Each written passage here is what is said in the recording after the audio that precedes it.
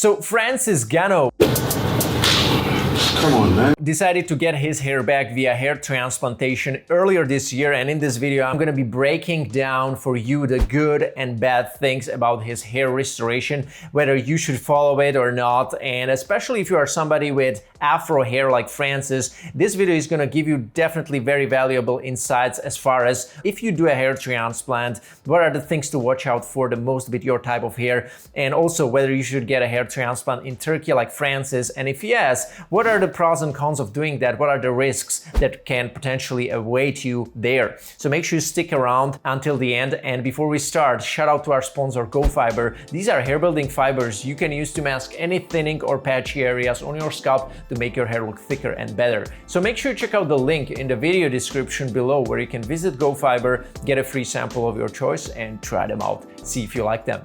So before we talk about his hair restoration, let me just quickly share with you how his hair situation looked like before. He was like a good Norwood 2, almost like Norwood 2 to Norwood 3 transition. We can see the high corners, receding hairline that is not as recessed on the mid-frontal point, that's the middle point of the hairline, that is still kind of low. He's 35 years old, so definitely not so much hairline recession on the front, only a little bit on the corners. Now, one thing that definitely makes him more like a Norwood 3 will be that obvious diffuse hair loss on the frontal third. As you can see when he kind of shows his frontal third and mid scalp, we can notice how much hair loss is going on there. Now in this situation you have two different options, a part of jumping into hair restoration right away, because I can imagine that not many people are interested in doing like invasive surgeries right away. So this is scalp micropigmentation, where they add pigment on the balding areas that should resemble your real hair and make it look like it's more blended. You can also do it with the hairline to add more frame into the hairline, even though there is no hair. This is just the pigment, okay? And where they create pretty much like a nicer outline on the hairline. So that's what can be done. It's a non-surgical treatment. Now, the second thing would be start with treatments right away, like finasteride and minoxidil, ketoconazole shampoo, and try to stabilize your hair loss and hope for some hair thickening on that frontal third where there is that patchy hair loss. Probably by 80% of guys, it's just gonna stabilize further loss, and there are gonna be some 5% of top hyper responders who will be probably able to regrow that hair, but even then they won't be able to frame that hairline precisely. So maybe they will be able to thicken it a little bit, but again, eventually they would probably also need a hair restoration. So these would be things that I would probably consider before hair transplant. Now Francis decided not to do these things, I guess, and jumped straight into the hair transplant, and you can already see here that he definitely went with a lowering on the left and right portion of the anterior hairline, probably lowered his mid-frontal point, that's the point right in the middle of the hairline. He lowered it maybe a little bit, but not so much, because as we have seen before, his hairline was pretty low even before the hair transplant, so it hasn't recessed so much. So here you can see how they decided to lower the hairline on the right and left here, and they then spacked it more than any other area on his mid-scalp or frontal third, and it was then spacked in a good 2 centimeters distance from that actual hairline. That's already one thing that I don't like so much, because actually this was the area that should have been the main concern because of that patchy hair loss. So they should have relocated more grafts, in my opinion, to this area, because also considering he has afro hair, it's very friendly hair for dense packing, because it enables the doctor actually not needing to dense pack so much because of that curly property compared to like my thin hair. So it's better not to actually dense pack to save grafts for the future. So I wonder why they did so much density here and not so much density here. Obviously this is not a finished job,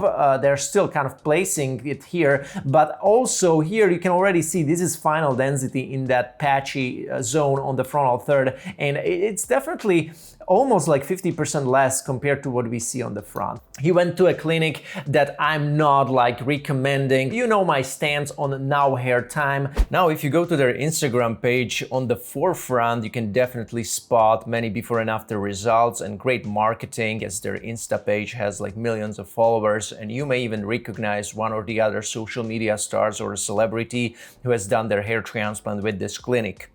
But on the background, you can definitely spot several issues with their way of restoring hair, like low doctor involvement, aggressive hairline designs, oftentimes not enough single grafts in the hairlines that make it more detectable and unnatural, also over-grafting their clients unnecessarily in the first hair transplant session already. But on the upside, they offer a reasonable price. Now back to France's result. I mean, I'm expecting his hairline to be really dense looking right now after, 6 months. And let's take a look at his results, how it's looking, because based on that, I would really expect that hairline be framed and be very full and having very low see-through effect. Would be like his appearance from earlier this year, from this interview, where we see that his hair loss is actually not that bad. Obviously, he's now camouflaging that balding patch with fibers, so it's looking darker and we cannot really even see that hair loss here.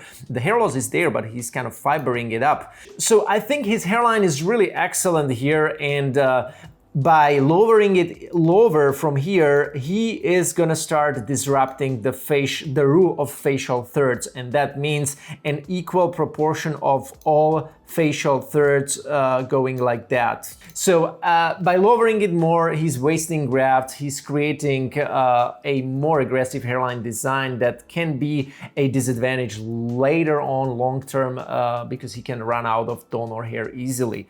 I think he should have just filled out the balding edges a little bit and focused way more on covering this patchy area in the frontal third, and with the hairline I wouldn't be trying to overly dance back. Now I think overall he definitely got at least 2,500 grafts, maybe close to 3,000 looking at it here, and I think most of these grafts on the hairline should have been relocated for this area on the mid-scalp.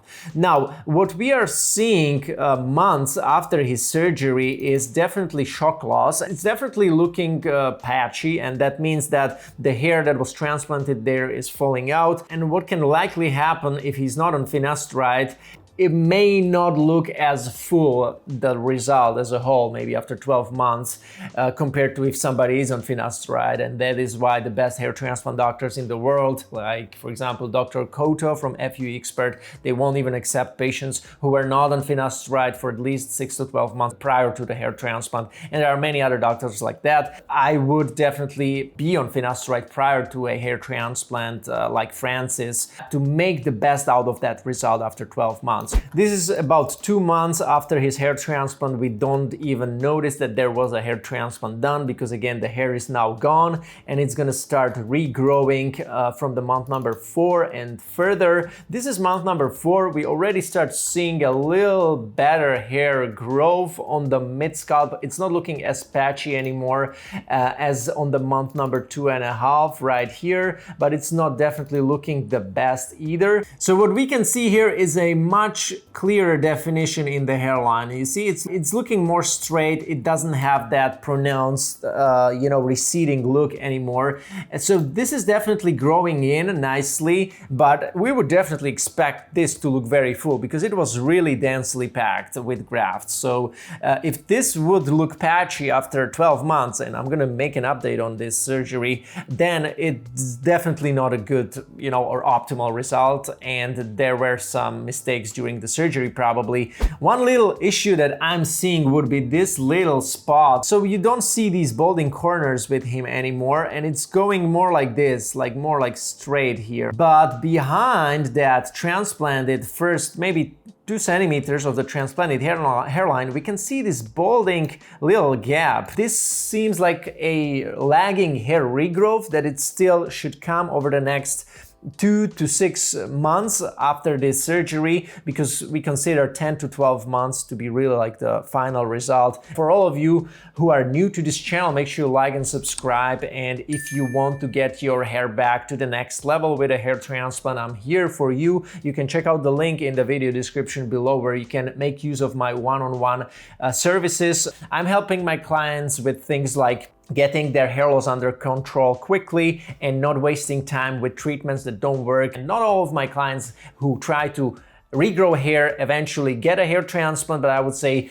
more than 50%, because we know that treatments, they have their limitations, and eventually if guys want to get that hairline to the next level with some nice definition and thickness, usually hair transplant is the way to go. And for that, I'm also here for you with my one-on-one service that is meant to help you find the best possible doctor for your budget, for your hair situation, for your quality standard, and also me sharing with you all the do's and don'ts of getting a hair transplant.